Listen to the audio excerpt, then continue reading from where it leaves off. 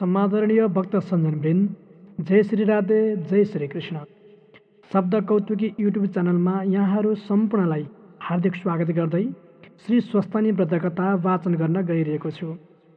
यदि हजुर हाम्रो यस च्यानलमा नयाँ हुनुहुन्छ भने सब्स्क्राइब गर्न नबिर्सनुहोला है। सर्वप्रथम मङ्गलाचरण गर्दै स्वस्तानी माताको श्री चरणमा नतमस्तक बनाऊ। त्यसपछि हामी श्री स्वस्तानी व्रत कथा श्रवण गर्नेछौँ। समादरणीय सज्जनवृन्द, सम्भव भएसम्म हातमा फूल लिएर अथवा त्यो असम्भव भएमा अञ्जली जोडेर मात्रै भए पनि मङ्गलाचरणमा सरिक भइदिनुहोला तथा मनमा मेरो सङ्कल्पित कामना पूरा होस् भनेर पनि सम्झिनुहोला।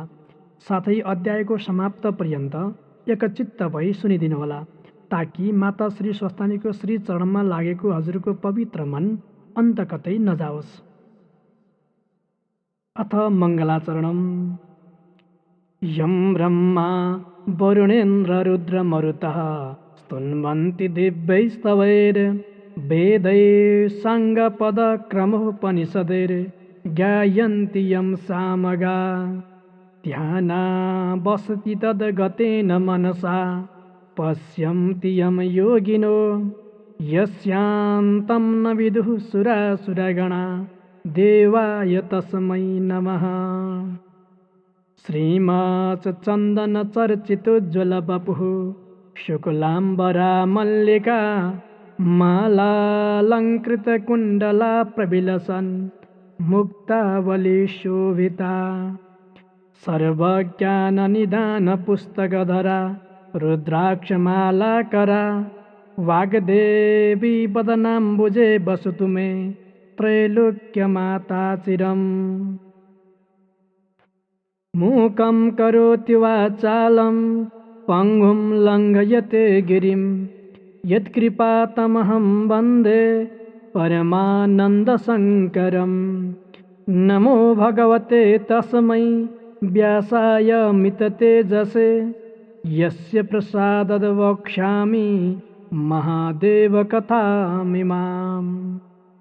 नारायणं नमस्कृत्य नरं चैव नरोत्तमं देवीं सरस्वतीं व्यासं ततो जयमुदीरयेत्।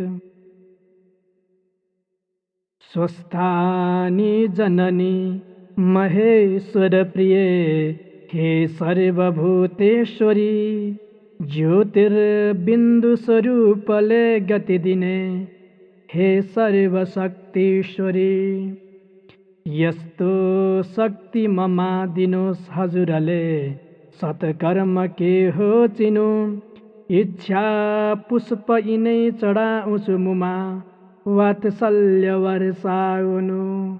इच्छा पुष्प यिनै चढाउँछु मुमा वात्सल्य वर्षाउनु।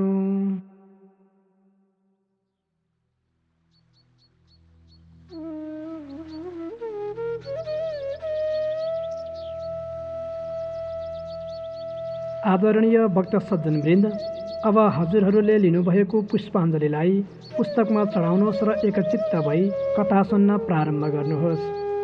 आज हामीले यस पहिलो अध्यायमा कुमार अगस्त्य संवाद अन्तर्गत रहेर यो चराचर जगतको सृष्टि, पालन तथा संहारको विषयबारे कथा सुन्नेछौँ।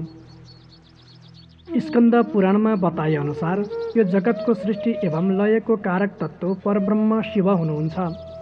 उहाँको इच्छा अनुसार फरक फरक 3 गुणमा आफूलाई विभाजित गरी सत्व, रज र तमो गुण रूप विष्णु, ब्रह्मा र रुद्र रूपमा आफूलाई प्रकट गर्नुहुन्छ।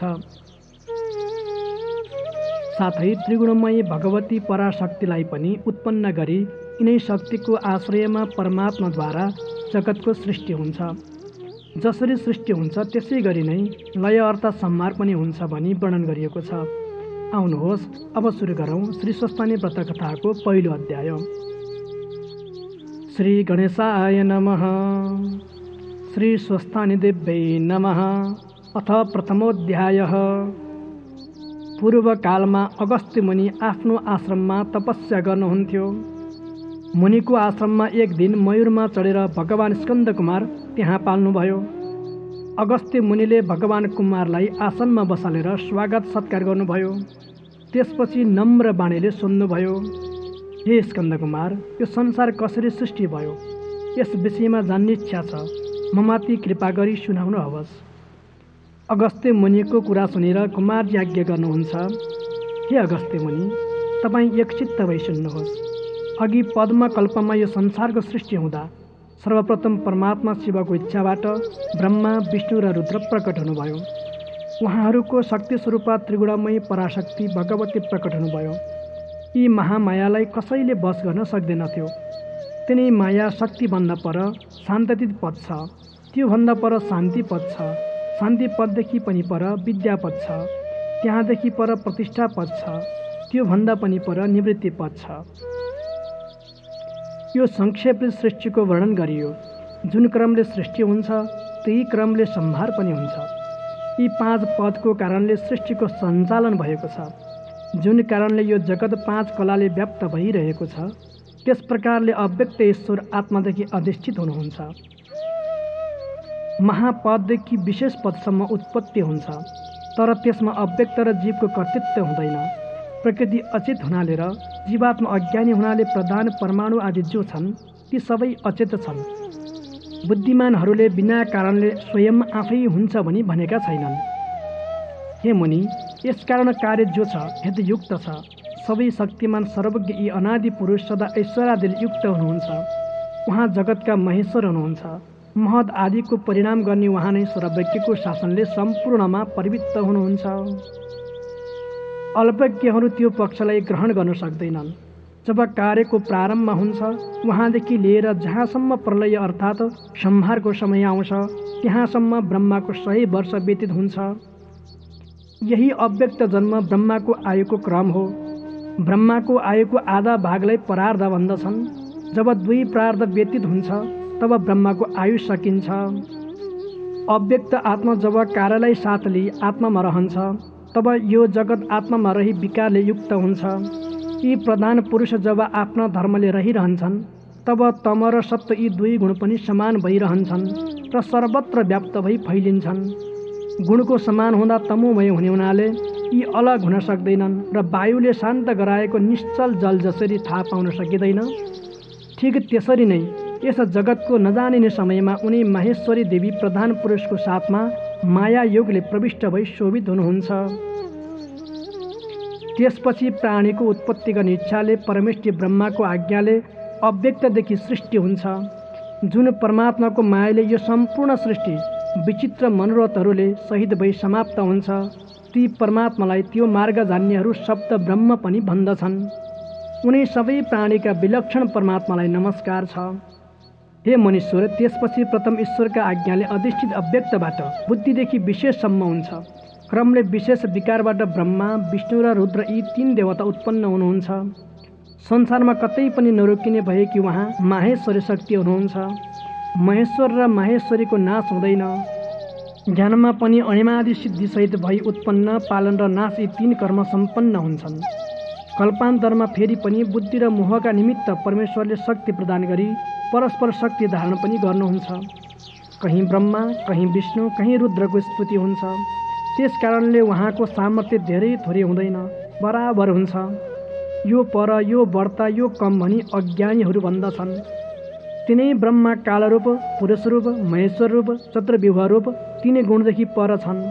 ती सर्वात्मक सर्वाधार सर्वशक्तिको उत्पत्तिका कारण हुन्, जो लीलाले मात्र जगतको सृष्टि गरी निज रूपमा लीन भइरहेका छन्। ती परमेश्वर सबैभन्दा पर छन्। यस कारणले प्रकृति पुरुष ब्रह्मा, विष्णु र रुद्र सीमात्मक हुन्। प्रधानदेखि पहिले बुद्धि आदि महत तत्त्व उत्पन्न भयो र महत तत्त्व छोबले सात्विक, राजसिक र तामसिक यी 3 प्रकारका अहङ्कार उत्पन्न भए। तामस अहङ्कारबाट पञ्च महाभूत र तन्मात्र उत्पन्न भए। यस्तै इन्द्रिय पनि अहङ्कारको विकारले राजसी अहङ्कारबाट उत्पन्न भए। इन्द्रिय 2 प्रकारका छन्, 5 ज्ञानेन्द्रिय र 5 कर्मेन्द्रिय। 11औं इन्द्रिय मन र इन्द्रियका वेत्ता सत्व गुणबाट उत्पन्न भए। तामस अहङ्कारबाट शब्द तन्मात्र उत्पन्न भयो। शब्द तन्मात्रदेखि आकाश उत्पन्न भयो। आकाशदेखि स्पर्श, स्पर्शदेखि वायु उत्पन्न भयो। वायुदेखि तेज उत्पन्न भयो। तेजदेखि रस, रसदेखि जल, जलदेखि गन्ध, गन्धदेखि पृथ्वी उत्पन्न भइन्। अनि पञ्चमहाभूतदेखि सम्पूर्ण चराचर जगतको उत्पत्ति भयो। जब ब्रह्माको कार्य र कारण सिद्ध भयो तब त्यस अण्डमा ब्रह्मसंज्ञा भएका क्षेत्रज्ञ बुद्धिमा प्राप्त भए। यही प्रथम शरीर हो। यसलाई पुरुष पनि भन्दछन्। प्राणीका आदिकर्ता ब्रह्मादेखि उत्पन्न भई सृष्टिकर्ताको अभिमानयुक्त उपमा रहित ज्ञान, वैराग्य, लक्षणयुक्त धर्म र ऐश्वर्यलाई ब्रह्मा सम्बन्धी कार्य भनिन्छ। जसको मनमा जे इच्छा छ सो अव्यक्तदेखि उत्पन्न हुन्छ। त्यसले तीन गुणलाई वश गरेको छ।